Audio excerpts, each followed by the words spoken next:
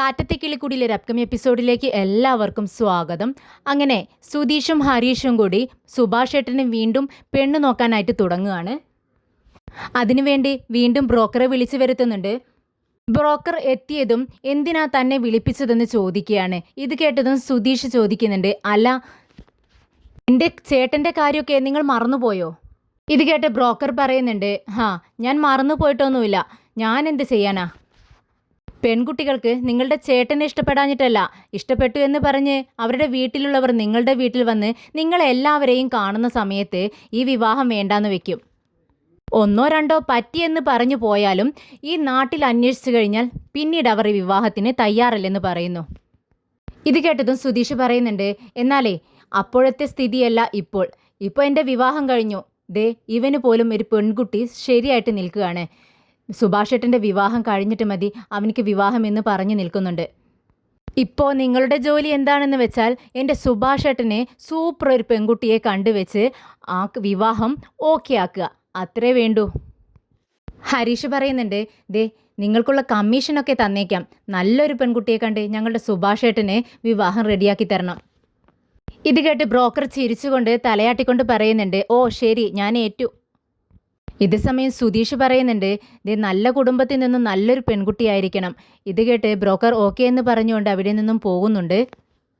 അപ്പോഴാണ് നീതുവിൻ്റെ ചേട്ടൻ അതിലെ വരുന്നത്. അവൻ ഇവരെ കണ്ടിട്ടുണ്ട്, എന്നാൽ കാണാത്ത മട്ടിൽ അതിനെ നടന്നു പോവാണ്. അപ്പോൾ സുധീഷ് ഹരീഷിനോട് പറയുന്നുണ്ട്, ഡാ നിന്റെ അളിയനല്ല പോകുന്നത്, എന്തെങ്കിലുമൊക്കെ സംസാരിക്കട എന്ന് പറയുമ്പോൾ ഹരീഷ് പറയുന്നുണ്ട്, നീ ഒന്നും മിണ്ടാതിരുന്നേ, അതൊന്നും വേണ്ട. അപ്പോൾ സുധീഷ് പറയാണ്, അതൊന്നും ശരിയാവത്തില്ലടാ, അളിയനെ കണ്ടിട്ട് മിണ്ടാതിരിക്കുന്നത് മോശമല്ലേ, ഞാനിതാ വരുന്നു എന്ന് പറഞ്ഞുകൊണ്ട്, എടാ അളിയ നിന്റെ സൂക്കടൊക്കെ മാറിയോ എന്ന് ചോദിക്കുകയാണ്. ഇത് കേട്ട് നീതുവിൻ്റെ ചേട്ടൻ്റെ ദേഷ്യം വരികയാണ്, എന്താടാ നീ എന്നെ കളിയാക്കുവാണോ?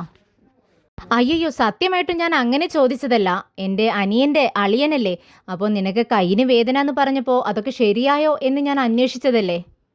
ചുമ്മാ അഭിനയിക്കാതെടാ, അവൾ പോലീസിനെ വെച്ച് ഞങ്ങളെയെല്ലാം ഭീഷണിപ്പെടുത്തി വെച്ചിരിക്കുക, ഇതൊക്കെ നിങ്ങളുടെ ഐഡിയ ആണല്ലേ. അന്ന് നീ എൻ്റെ പെങ്ങളെ വീടിന് മുന്നിൽ കൊണ്ടുവന്ന് ഇറക്കിയപ്പോഴേ ഞാൻ വിചാരിച്ചതാ എന്തെങ്കിലും കുരുക്കുണ്ടായിരിക്കുമെന്ന്. അവൾക്ക് സ്വയം ഇങ്ങനെ ഒരു ബുദ്ധിയൊന്നും തോന്നത്തില്ല, നീ പറഞ്ഞിട്ടായിരിക്കും അവൾ ഇതെല്ലാം ചെയ്തത്. നോക്ക്, ആര് വന്നാലും, പോലീസല്ല പട്ടാളം വന്നാലും എൻ്റെ പെങ്ങളെ നിനക്ക് ഞാൻ കെട്ടിച്ചു തരില്ലടാ. ഇത് കേട്ട് സുധീഷ് പെട്ടെന്ന് ഭയം വരുന്നത് പോലെ അഭിനയിക്കുകയാണ്. എനിക്ക് പേടിയാവുന്നു.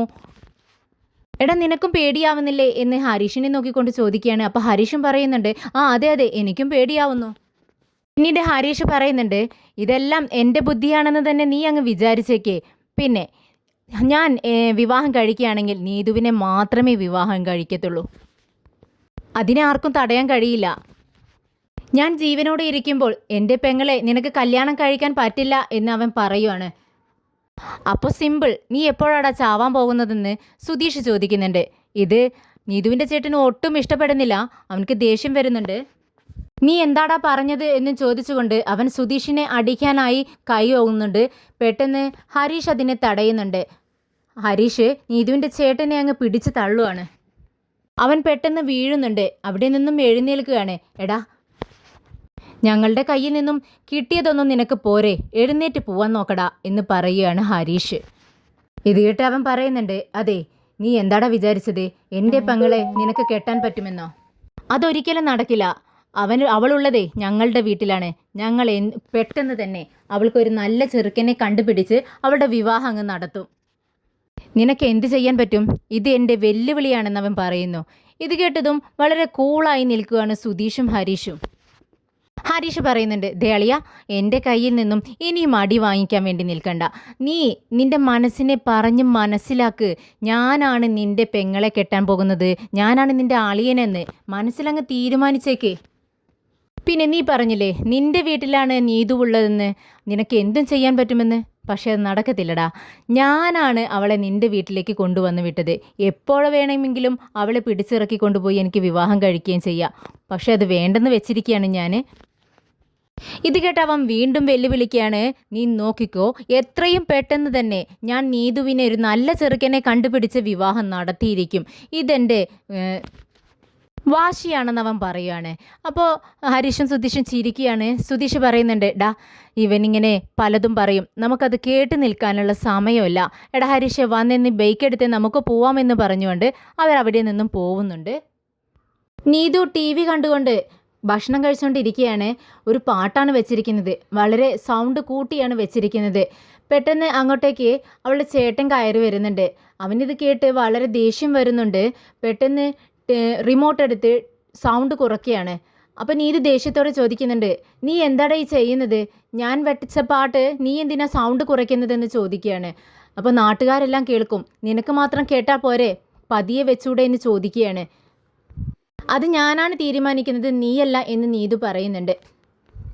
അമ്മേ എനിക്ക് കുറച്ചുകൂടി ചോറ് വേണമെന്ന് നീതു പറയുമ്പോൾ അമ്മ പറയുന്നുണ്ട്, ദേ നിനക്കെന്താ കാലില്ലേ, പോയി എടുത്ത് കഴിക്കുക എന്ന് പറയുമ്പോൾ ഓക്കെ ശരി എന്ന് പറഞ്ഞുകൊണ്ട് നീതു കിച്ചണിൽ പോയി കുറച്ചുകൂടി ചോറെടുത്തുകൊണ്ട് വന്ന് കഴിക്കുകയാണ്. ഇത് കണ്ട് ചേട്ടൻ പറയുന്നുണ്ട്, ദേ കണ്ടോ അവൾ എത്ര മനസമാധാനത്തോടു കൂടി ഇരുന്നാണ് ഭക്ഷണം കഴിക്കുന്നത്. നമ്മുടെ സമാധാനം എന്താണെന്ന് അവൾക്ക് അറിയേണ്ട ആവശ്യമില്ലല്ലോ. ഇത് കേട്ട് നീതു പറയുന്നുണ്ട്, നിന്റെ സമാധാനം ഞാൻ എന്തിനാ അന്വേഷിക്കുന്നത്, എൻ്റെ കാര്യം എനിക്ക് നോക്കിയാൽ പോരെ.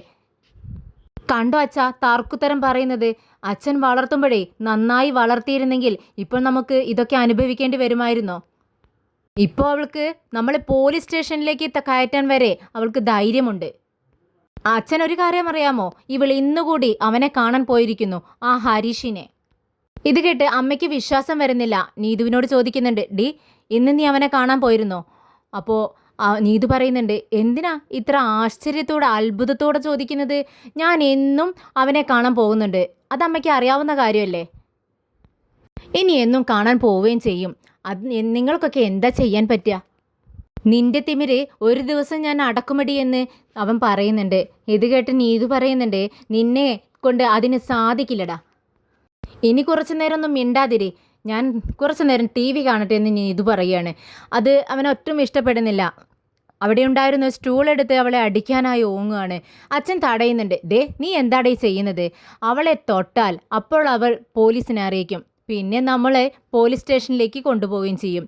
ഇവിടെ എന്തിനാണ് പോലീസുകാർ വന്നതെന്ന് നാട്ടുകാരെല്ലാം ചോദിച്ചു തുടങ്ങും. എടാ നാണം കെടണോ? എന്നാൽ ഇതൊന്നും നീതു ശ്രദ്ധിക്കുന്നില്ല. ഒരു കൂസലുമില്ലാതെ ഭക്ഷണം കഴിച്ചുകൊണ്ട് ഇരിക്കുകയാണ്. വീട്ടിൽ നിന്നുകൊണ്ട് ഹരീഷും സുധീഷും ഇങ്ങനെ മാറി മാറി ഫോൺ ചെയ്യുന്നുണ്ട്. ഇത് കണ്ട് നികേഷിനോട് ചോദിക്കുന്നുണ്ട്, എടാ നികേഷേ, ഹരീഷും സുധീഷും കുറേ നേരമായല്ലോ ഇങ്ങനെ ഫോൺ ചെയ്യുന്നത് കാണുന്നു, എന്താ അവർ വല്ല ബിസിനസ്സിനെ കുറിച്ച് സംസാരിക്കുകയാണോ? അറിയില്ല ഏട്ടത്തി, ബിസിനസ് കാര്യമൊന്നും ആയിരിക്കില്ല എന്ന് നികേഷ് പറയുകയാണ്. പെട്ടെന്നാണ് ഹരീഷ് അങ്ങോട്ടേക്ക് വരുന്നത്. ഏയ് ഹരീഷ് ഏട്ടാ ഒന്ന് നിൽക്ക്, എനിക്കൊരു കാര്യം പറയാനുണ്ടെന്ന് നികേഷ് പറയുന്നുണ്ട്. ഹരീഷ് പെട്ടെന്ന് തിരിഞ്ഞു നിൽക്കുകയാണ്. എന്താടാ? അതെ, ഈ രാത്രി ഫോണിൽ സംസാരിക്കുമ്പോഴേ പറയേ പിന്നെ എന്താ എന്നൊക്കെയുള്ള വാക്കുകളുണ്ടല്ലോ, അതൊന്ന് മാറ്റി പിടിക്കാമോ? എന്താന്ന് വെച്ചാലേ ഉറങ്ങുമ്പോഴുണ്ടല്ലോ വീണ്ടും വീണ്ടും എൻ്റെ ചെവിയിൽ അതിങ്ങനെ വന്ന് അലയ്ക്കുകയാണ്, എനിക്ക് ഉറങ്ങാൻ പറ്റുന്നില്ല. ഇത് കേട്ട് നിധി ചിരിക്കുന്നുണ്ട്. പെട്ടെന്ന് ഹരീഷ് പറയുന്നുണ്ട്, അത് രാത്രിയിൽ നീതുവിനെ അവൾ അച്ഛനോ അമ്മയോ ഉപദ്രവിക്കണ്ടോ എന്നറിയാൻ വേണ്ടി ഞാൻ അവൾക്ക് വിളിക്കാറുണ്ട്. ഇവൻ ഉറങ്ങുകയല്ലേ എന്ന് വിചാരിച്ചാണ് കിടന്നിടത്ത് നിന്ന് വിളിക്കുന്നത്. അപ്പോൾ ഇവൻ ഇത് ഒളിച്ചിരുന്ന് കേൾക്കുകയാണെന്ന് എനിക്ക് അറിയില്ലല്ലോ. എന്തായാലും ഇനി മുതൽ ഞാൻ പുറത്തു പോയി സംസാരിക്കാൻ ശ്രമിച്ചോളാം എന്ന് പറയുമ്പോൾ നികേഷ് പറയുന്നുണ്ട്, അതായിരിക്കും നല്ലത്, എനിക്കും അത് വളരെ ഉപകാരമായിരിക്കും. സുധീഷ് ഫോൺ കട്ട് ചെയ്ത് അങ്ങോട്ടേക്ക് വരുന്നുണ്ട്. അപ്പോൾ ഹരീഷ് ചോദിക്കുന്നുണ്ട്, ആരാ ഫോണിൽ? അപ്പോൾ സുധീഷ് പറയുന്നുണ്ട്, അത് ബ്രോക്കറാണ്, നല്ലൊരു വിവാഹാലോചന സുഭാഷ് ഏട്ടന് വന്നിട്ടുണ്ട്. പക്ഷേ അവർ സുഭാഷ് ഏട്ടൻ്റെ ജാതകം ചോദിക്കുന്നുണ്ട്. സുഭാഷ് ഏട്ടന് ജാതകമുണ്ടോടാ, നിനക്കതിനെപ്പറ്റി അറിയാമോ എന്ന് സുധീഷ് ചോദിക്കുകയാണ്. ഇത് കേട്ട് ഹരീഷ് പറയുന്നുണ്ട്, എനിക്കറിയില്ല, നമുക്ക് ആർക്കും അങ്ങനെ ഒരു ജാതകമില്ലെന്നാണ് എൻ്റെ അറിവ്. പെട്ടെന്ന് നിധി പറയുന്നുണ്ട്, ഉണ്ടായിരിക്കും, ചിലപ്പോൾ പഴയ ഏതെങ്കിലും പെട്ടിയിൽ കാണും, നമുക്ക് അന്വേഷിച്ച് കണ്ടുപിടിക്കാം. ഇത് കേട്ട് സുധീഷ് പറയുന്നുണ്ട്, ഇല്ല അതിന് ചാൻസ് ഇല്ല, ഇവിടെ അന്ന് നമ്മളെല്ലാ പെട്ടിയും സെർച്ച് ചെയ്തതല്ലേ, അതിലൊന്നും കണ്ടില്ലല്ലോ. എൻ്റെ അറിവിൽ ഞങ്ങൾക്കാർക്കും അങ്ങനെ ഒരു ജാതകമില്ല. ഇത് കേട്ട് നികേഷ് നിധിയോട് ചോദിക്കുന്നുണ്ട്, ഏട്ടത്തി നിങ്ങൾക്ക് ജാതകമുണ്ടോ? ആ ഉണ്ടടാ, എനിക്ക് ജാതകമുണ്ട്, അത് ഇടയ്ക്കിടയ്ക്ക് വീട്ടിൽ അച്ഛൻ കൊണ്ടുപോയി നോക്കിക്കും.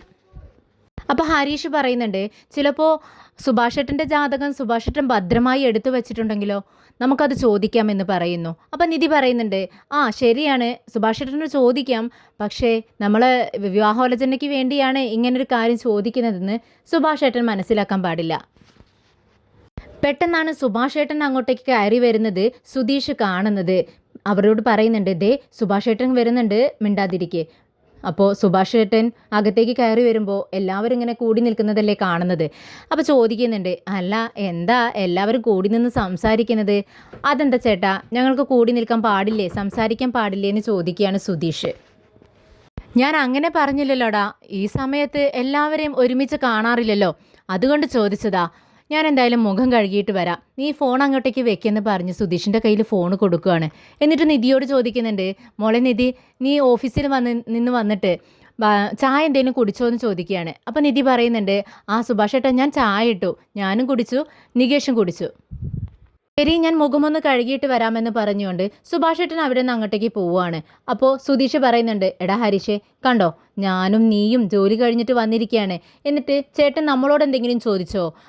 ചേട്ടനെ ഈ നിധി എന്ന് പറഞ്ഞാലേ സ്പെഷ്യലാണ്. ഇത് കേൾക്കുമ്പോൾ മുഖമൊന്നിങ്ങനെ അപ്പുറത്തേക്ക് തിരിക്കുന്നുണ്ട്. അപ്പോൾ ഹരീഷ് പറയുന്നുണ്ട്, നമ്മൾ രണ്ടാളും ജോലി കഴിഞ്ഞു എന്ന് പറയുന്നത് അത് തെറ്റല്ലേ, ഞാൻ ജോലി കഴിഞ്ഞിട്ടാണ് വരുന്നത്, പക്ഷെ നീ അങ്ങനെയല്ലല്ലോ എന്ന് പറഞ്ഞ് കളിയാക്കുവാണ്. നീ പോടാ എന്ന് പറയുകയാണ് സുധീഷ്. അപ്പോഴേക്കും സുഭാഷ് ഏട്ടൻ മുഖമൊക്കെ കഴുകി അങ്ങോട്ടേക്ക് വരുന്നുണ്ട്. അപ്പോൾ സുധീഷ് ചോദിക്കുന്നുണ്ട്, സുഭാഷ് ഏട്ടാ ജാതകമുണ്ടോ ഇവിടെ? അപ്പോൾ ആരുടെ ജാതകമെന്ന് സുഭാഷ് ഏട്ടൻ ചോദിക്കുകയാണ്. അത് സുഭാഷ് ഏട്ടൻ്റേത് തന്നെ. എൻ്റെ ജാതകമോ? അതെന്തിനാ നിങ്ങൾക്കെന്ന് ചോദിക്കുന്നുണ്ട്. അപ്പോൾ സുധീഷ് പെട്ടെന്ന് പറയുന്നുണ്ട്, ഞങ്ങൾ വെറുതെ ഇങ്ങനെ ജാതകത്തെക്കുറിച്ചും ജ്യോതിഷത്തെക്കുറിച്ചും ഒക്കെ ഇങ്ങനെ സംസാരിച്ചുകൊണ്ടിരിക്കുകയായിരുന്നു. അപ്പോൾ നിധി പറഞ്ഞു അവളുടെ ജാതകം അവളുടെ കയ്യിലുണ്ടെന്ന്. അപ്പോൾ ഞങ്ങൾക്കും സുഭാഷ് ഏട്ടനും ഒക്കെ അങ്ങനെ ഒരു ജാതകം ഉണ്ടോ എന്ന് ഞങ്ങൾക്ക് അറിയില്ലായിരുന്നു, അതുകൊണ്ട് ചോദിച്ചതാ എന്ന് സുധീഷ് ഇങ്ങനെ പറയുന്നുണ്ട്.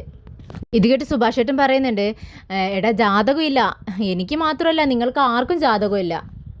അപ്പോൾ സുധീഷ് പറയുന്നുണ്ട്, അത് ശരി, അപ്പോൾ നമുക്ക് ആർക്കും ജാതകം ഇല്ല അല്ലേ എന്ന് പറഞ്ഞു നിൽക്കുമ്പോൾ സുഭാഷ് ഏട്ടൻ പറയുന്നുണ്ട്, ഇനിയിപ്പോൾ അച്ഛൻ്റെ കയ്യിലുണ്ടോയെന്ന് അറിയില്ല, ചോദിച്ചു നോക്കാം. അപ്പോൾ സുധീഷ് ഒന്ന് ഉഷാറാവുന്നുണ്ട്. അങ്ങനെയാണ് സുഭാഷ് ഏട്ടാ, എന്നാൽ ഇപ്പം തന്നെ പോയി ചോദിച്ചു നോക്കാം അച്ഛനോട്. അപ്പോൾ ഞാൻ അവിടെ ഫ്രണ്ട് വശത്തൊന്നും അച്ഛനെ കണ്ടില്ല എന്ന് സുഭാഷ് ഏട്ടൻ പറയുകയാണ്. അപ്പോൾ സുധീഷ് പറയുന്നുണ്ട്, അതിന് അച്ഛനെ ഫ്രണ്ട് വശത്ത് ഈ സമയത്ത് കാണില്ലെന്ന് സുഭാഷ് ഏട്ടൻ അറിയില്ലേ, ദേ പിറകോട്ടൊന്ന് പോയി നോക്കിയേ, അവിടെ നല്ല അടിയാണ് എന്ന് പറയുക. അപ്പോൾ സുഭാഷ് ഏട്ടൻ ഇതാ വരുന്നു എന്ന് പറഞ്ഞുകൊണ്ട് പിറകുവശത്തേക്ക് പോകുന്നുണ്ട്. സുഭാഷ് ഏട്ടൻ വീടിന് പിറകെ ചെന്ന് നോക്കുന്ന സമയത്ത് അച്ഛൻ മദ്യപിച്ചുകൊണ്ടിരിക്കുകയാണ്. അച്ഛാ എന്ന് വിളിക്കുമ്പോൾ ആരടാ എന്നെ ഡിസ്റ്റർബ് ചെയ്യുന്നത് എന്ന് അച്ഛൻ ചോദിക്കുന്നുണ്ട്. അപ്പോൾ സുഭാഷ് ഏട്ടൻ പറയുന്നുണ്ട്, അച്ഛാ എനിക്ക് അച്ഛനോടൊരു കാര്യം ചോദിക്കാനുണ്ട്, ഒന്ന് അകത്തേക്ക് വരാമോ? ഞാൻ വന്നേക്കാം, നീ അങ്ങ് പോയിക്കോ എന്ന് പറയുകയാണ്. അപ്പോൾ സുഭാഷ് ഏട്ടൻ അകത്തേക്ക് കയറി പോകുന്നുണ്ട്. അല്പസമയം കഴിഞ്ഞതും അച്ഛൻ അകത്തേക്ക് കയറി വരികയാണ്. എന്നിട്ട് അവരോട് ചോദിക്കുന്നുണ്ട്, എടാ നിങ്ങൾക്ക് എന്നോട് എന്തെങ്കിലും ചോദിക്കാനോ പറയാനോ ഉണ്ടെങ്കിൽ എൻ്റെ അടുത്തേക്ക് അങ്ങോട്ടേക്ക് വരിക വേണ്ടത്, അല്ലാതെ ഞാൻ നിങ്ങളുടെ അടുത്തേക്ക് വരികയല്ല വേണ്ടത്. അപ്പോൾ സുധീഷ് പറയുന്നുണ്ട്, നിങ്ങൾ നിൽക്കുന്ന സ്ഥലവും ഞങ്ങൾ നിൽക്കുന്ന സ്ഥലമൊക്കെ ഒരുപാട് ദൂരമാണല്ലോ, എന്തൊരു വേദനയോടാ പറയുന്നത്. എൻ്റെ സമയം വേസ്റ്റ് ആക്കാനില്ല, എന്താ വിളിച്ചത് പെട്ടെന്ന് പറഞ്ഞേക്കണം. പെട്ടെന്ന് ഹരീഷ് ചോദിക്കുന്നുണ്ട്, ഞങ്ങൾക്ക് ജാതകമുണ്ടോ? ജാതകമോ എന്നിങ്ങനെ ചോദിക്കുകയാണ് അച്ഛൻ. അതെന്താ ജാതകം എന്ന് പറഞ്ഞാൽ നിങ്ങൾക്ക് അറിയില്ലേ എന്ന് ചോദിക്കുന്നുണ്ട് സുധീഷും. ജാതകോ, അതെന്തിനാടാ നിങ്ങൾക്ക്? അപ്പോൾ സുധീഷ് പറയുന്നുണ്ട്, അല്ല നിങ്ങളുടെ മക്കളായി ജനിച്ചതല്ലേ, അപ്പോൾ ഞങ്ങൾക്ക് ഭാവി എന്താവുമെന്ന് അറിയാൻ വേണ്ടി ചോദിച്ചതാണ്. ഇത് കേട്ട് അച്ഛൻ ചിരിക്കുകയാണ്. അതിന് ജാതകമൊക്കെ എടുത്ത് ആരുടെ കയ്യിലെങ്കിലും കൊണ്ടുപോയി കൊടുത്ത് നോക്കണമോടാ, ഇത് എന്നോട് ചോദിച്ചാൽ പോരെ, ഞാൻ നിങ്ങൾക്ക് പറഞ്ഞു തരാം. നിങ്ങൾക്ക് ഭാവിയിൽ നല്ലതായിട്ട് ഒന്നും സംഭവിക്കാൻ പോകുന്നില്ല. അഥവാ ഇനി നിങ്ങളുടെ വിവാഹം കഴിഞ്ഞാലും നിങ്ങൾ സന്തോഷമായിട്ട് ഇരിക്കില്ല, നിങ്ങളുടെ ഭാവി അത്രയ്ക്ക് മോശമാണ്, ഓക്കെ എന്നും പറഞ്ഞുകൊണ്ട് അച്ഛൻ അവിടെ നിന്നും പോകുന്നുണ്ട്. അച്ഛനങ്ങ് പോയി കഴിഞ്ഞപ്പോൾ ഹരീഷ് പറയുന്നുണ്ട്, ഇയാൾക്ക് ജനിച്ചതല്ലേ നമ്മൾ, അപ്പോൾ നമ്മുടെ ഭാവി അങ്ങനെയൊക്കെ തന്നെ ആയിരിക്കും. അപ്പോൾ സുഭാഷ് ഏട്ടൻ പറയുന്നുണ്ട്, എന്തിനാടാ ഇങ്ങനെയൊക്കെ പറയുന്നത്, മിണ്ടാതിരിക്കേ, എന്തിനാ ഇപ്പോൾ നിങ്ങൾ ജാതകമൊക്കെ നോക്കുന്നത്, അതിൻ്റെ ആവശ്യമൊന്നും ഇല്ലല്ലോ. പെട്ടെന്ന് നിധി പറയുന്നുണ്ട്, അതല്ല സുഭാഷ് ഏട്ടാ, ഇന്ന് ഞങ്ങളുടെ ഓഫീസിൽ ഒരു ജോത്സ്യൻ വന്നിട്ടുണ്ടായിരുന്നു. അദ്ദേഹം അവിടെയുള്ളവരുടെ എല്ലാം ജാതകം നോക്കി. അപ്പോൾ ഞാനും പറഞ്ഞു, എൻ്റെ വീട്ടിലുള്ളവരുടെ എല്ലാം ജാതകം ഞാൻ നാളെ കൊണ്ടുവരാം, അതും നോക്കിയിട്ടൊന്ന് പറയാമോ എന്ന് ചോദിച്ചു. അപ്പോൾ ഓക്കെ എന്ന് പറഞ്ഞു. അതുകൊണ്ടാണ് സുധീഷ് ജാതകത്തിൻ്റെ കാര്യമൊക്കെ സുഭാഷേട്ടനോട് ചോദിച്ചത്. അപ്പോൾ സുഭാഷേട്ടൻ പറയുന്നുണ്ട്, അതിന് കുഴപ്പമൊന്നുമില്ല മോളെ, പക്ഷേ ഞങ്ങൾക്ക് ഈ ജാതകത്തിലൊന്നും വിശ്വാസമില്ല. പെട്ടെന്ന് സുഭാഷേട്ടൻ്റെ ഫോൺ അടിക്കുന്നുണ്ട്. സുഭാഷേട്ടൻ ഫോൺ എടുത്ത് സംസാരിച്ചുകൊണ്ട് പുറത്തേക്ക് പോവാണ്. അപ്പം നിധി പറയുന്നുണ്ട്, ദേ ഇനി നമ്മൾ എന്ത് ചെയ്യും? സുഭാഷേട്ടൻ ജാതകമില്ല എന്നല്ലേ പറയുന്നത്, ഇത് നല്ല ഒരു കുടുംബക്കാരാണെന്നല്ലേ പറഞ്ഞത്, ഇത്രയും നല്ലൊരു വിവാഹാലോചന വരുമ്പോൾ അവരോട് നമ്മൾ എന്ത് പറയുമെന്ന് ചോദിക്കുകയാണ്. അപ്പോൾ ഹരീഷ് പറയുന്നുണ്ട്, ജാതകം ഇല്ല എന്നല്ലേ സുഭാഷേട്ടൻ പറയുന്നത്, അപ്പോൾ അവരോട് നമുക്ക് ഇല്ലയെന്ന് തന്നെ പറയാം. ഇത് കേട്ട് നിധി ഇനി എന്താ ചെയ്യാന്നിങ്ങനെ താടിക്ക് കൈയും കൊടുത്തോണ്ടിരുന്ന് ആലോചിക്കുകയാണ്. അത് കണ്ട് സുധീഷ് പറയുന്നുണ്ട്, എനിക്ക് ഒരു ഐഡിയ തോന്നുന്നുണ്ട്, പക്ഷെ ആരും എന്നെ വഴക്ക് പറയരുത്, കളിയാക്കരുത്, പ്രത്യേകിച്ച് നിധി, നീ എന്നെ ഒന്നും പറയരുത്. ഇത് കേട്ട് നിധി പറയുന്നുണ്ട്, ആദ്യം കാര്യം പറ, അത് കേട്ടതിന് ശേഷം വഴക്ക് പറയണോ കളിയാക്കണോ എന്നൊക്കെ ഞാൻ തീരുമാനിക്കാം. അപ്പോൾ സുധീഷ് പറയുന്നുണ്ട്, ഇപ്പോൾ എന്താ വിഷയം? നമ്മുടെ സുഭാഷേട്ടനൊരു ജാതകമില്ല, അതിന് അത്ര വലിയ കാര്യമുള്ളതൊന്നുമല്ല, നമുക്ക് സുഭാഷേട്ടന് വേണ്ടി ഒരു ജാതകം റെഡിയാക്കാം. ഇത് കേട്ട് നിധി പറയുന്നുണ്ട്, അതിലിപ്പോൾ എന്താ ഇത്ര വഴക്ക് പറയാനുള്ളത്, കളിയാക്കാനൊക്കെ ഉള്ളത്? ജാതകമില്ലാത്തവർ പുതിയൊരു ജാതകം എഴുതിക്കുന്നത് പതിവ് തന്നെയല്ലേ എന്ന് ചോദിക്കുകയാണ്. അപ്പോൾ സുധീഷ് പറയുന്നുണ്ട്, നിധി, ഞാൻ പറഞ്ഞത് നിധിക്ക് മനസ്സിലായില്ല എന്ന് തോന്നുന്നു. ഇതങ്ങനെയല്ല, നമുക്ക് അനുകൂലമായ ഒരു രീതിയിൽ നമുക്ക് സുഭാഷേട്ടന് വേണ്ടി ഒരു ജാതകം റെഡിയാക്കാം. എന്താണെന്ന് വെച്ചാൽ ജാതകത്തിൽ ചേട്ടൻ നല്ല സ്നേഹമുള്ളവനാണ്, നല്ല സമ്പാദിക്കും, പിന്നെ മക്കൾ ഭാഗ്യമുണ്ട്, ഇങ്ങനെയൊക്കെ ആര് കണ്ടാലും ഒരു പെർഫെക്റ്റ് ജാതകമാണ് ഇതെന്ന് പറയുന്നത് പോലെ ഒരു ജാതകം റെഡിയാക്കാം. എങ്ങനെയുണ്ട് എന്ന് ചോദിക്കുമ്പോൾ നിധിയും നികേഷും ഒക്കെ ആലോചിക്കുകയാണ്. ഇങ്ങനെ ജാതകമുണ്ടാക്കി നമ്മുടെ നാട്ടിലെ പലരും വിവാഹം നടത്തുന്നുണ്ട്, നിങ്ങൾ ഓക്കെ എന്ന് പറഞ്ഞാൽ മതി. ജാതകമുണ്ടാക്കുന്ന കാര്യം ഈ സുധീഷ് ഏറ്റു. ഇത് കേട്ട് അല്പം ചിന്തിച്ചിട്ട് നിധി പറയുന്നുണ്ട്, ജാതകം റെഡിയാക്കുന്നതൊക്കെ ഓക്കെ തന്നെ, എന്തായാലും കുഴപ്പമില്ല, നിങ്ങൾ ജാതകം റെഡിയാക്കുമെന്ന് സുധീഷിനെ നോക്കിക്കൊണ്ട് പറയുകയാണ്. അപ്പോൾ സുധീഷിനത് വിശ്വസിക്കാൻ കഴിയുന്നില്ല. നിധി അതിനെ അനുകൂലിക്കുമെന്ന് അവനൊട്ടും പ്രതീക്ഷിച്ചിട്ടുണ്ടായിരുന്നില്ല. നിധി സത്യമാണോ പറയുന്നത്? ഞാൻ ജാതകം റെഡിയാക്കട്ടെ എന്ന് ചോദിക്കുകയാണ്. അപ്പം നിധി പറയുന്നുണ്ട്, അതെ, ജാതകം റെഡിയാക്കിക്കോ, നമ്മുടെ ചേട്ടനെക്കുറിച്ച് നമുക്ക് നന്നായിട്ട് അറിയാവുന്നതല്ലേ, ഒരു പെൺകുട്ടിയെ ചേട്ടൻ ഇങ്ങോട്ടേക്ക് കൊണ്ടുവന്നാലേ പൊന്നുപോലെ നോക്കും, അത് നമുക്കറിയാമല്ലോ.